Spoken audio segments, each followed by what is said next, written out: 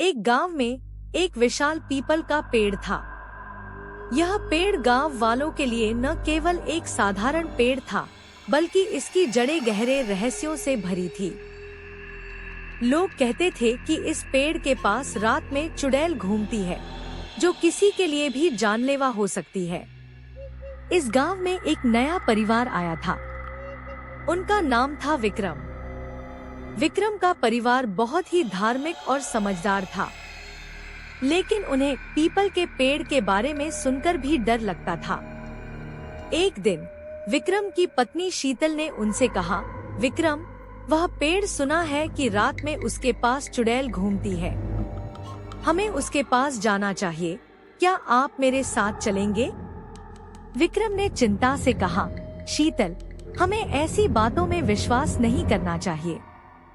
वह सभी सिर्फ लोगों को डराने के लिए है। लेकिन शीतल ने इसे मानने से इनकार नहीं किया और उन्हें रात को पीपल के पेड़ के पास ले गई। उन्होंने पेड़ के नीचे बैठकर रात का इंतजार किया। धीरे धीरे रात गहरी होती गई।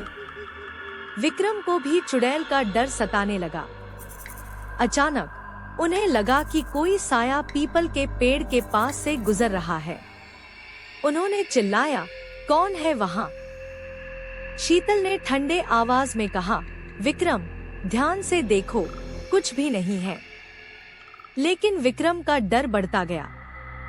उसने और गहरे ध्यान से देखा और फिर चिल्लाया, शीतल, वहाँ एक चुड़ैल है। विक्रम की आवाज को सुनकर शीतल भी डर गई। उन्होंने पीपल के पेड़ की ओर देखा, लेकिन वहाँ कुछ नहीं था। उसने विक्रम की ओर देखा और कहा, विक्रम, आपको सपने आ रहे हैं। विक्रम ने कहा, नहीं शीतल, मैंने वहाँ कुछ देखा। कुछ बड़ी आंखें, बाल और भयानक चेहरा।